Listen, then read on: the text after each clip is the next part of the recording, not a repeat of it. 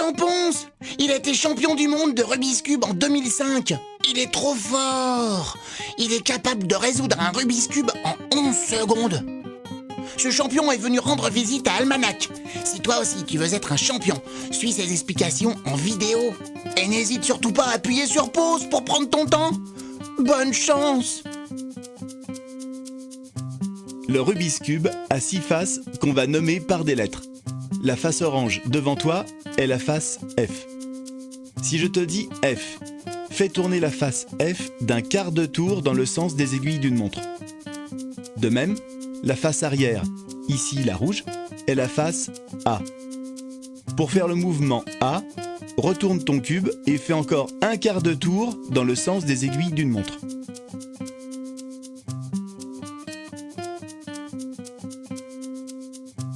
La face droite est la face D, face verte ici. Regarde-la et fais un quart de tour dans le sens des aiguilles d'une montre. Idem pour faire le mouvement de la face gauche, la face G. Fais un quart de tour dans le sens des aiguilles d'une montre, comme sur la vidéo. Même chose pour la face du haut, qu'on appellera H. Dirige-la vers toi et fais un quart de tour dans le sens des aiguilles d'une montre. Enfin, pour la face du bas, la face B, regarde-la et fais un quart de tour dans le sens des aiguilles d'une montre. Tous les mouvements s'effectuent dans le sens des aiguilles d'une montre, sauf si je t'indique le contraire. Par exemple, si je te dis D inversé, cela signifie droite inversée, c'est-à-dire dans le sens contraire des aiguilles d'une montre. Sur un Rubik's Cube, il y a 6 centres pour les 6 faces du cube. Les centres ne bougent jamais.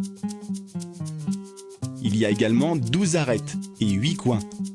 Une arête n'a que 2 faces de couleurs différentes tandis qu'un coin en a 3. Nous allons faire une croix blanche. Commence par chercher le centre blanc. Toutes les arêtes blanches doivent se retrouver autour de ce centre blanc. Et là, il faut faire un peu marcher l'intuition. Cherche les arêtes qui conviendraient. Essaie de les placer en effectuant les mouvements adéquats.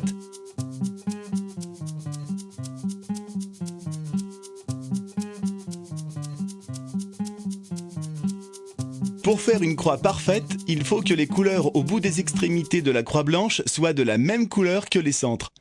Ici, par exemple, les 2 arêtes oranges sont alignées, ainsi que les 2 bleues. Par contre, la vert-rouge et la rouge-vert ne sont pas alignées.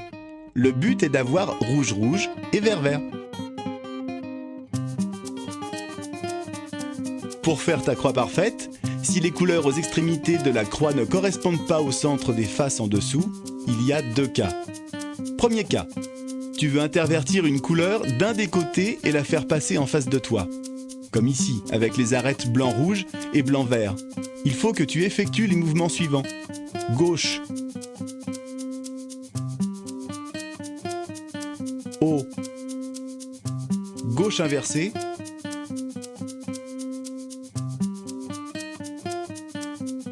haut inversé,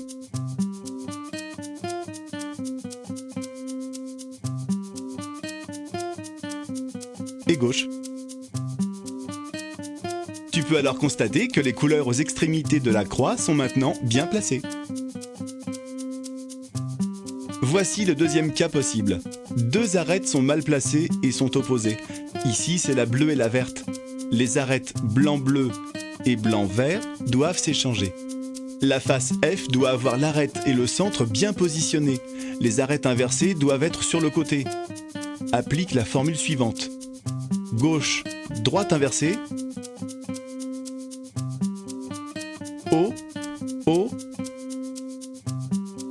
Gauche inversée. Droite, haut et haut. Et comme par magie, toutes les couleurs sont bien placées. Entraîne-toi à suivre ces étapes plusieurs fois avant de passer aux prochaines étapes.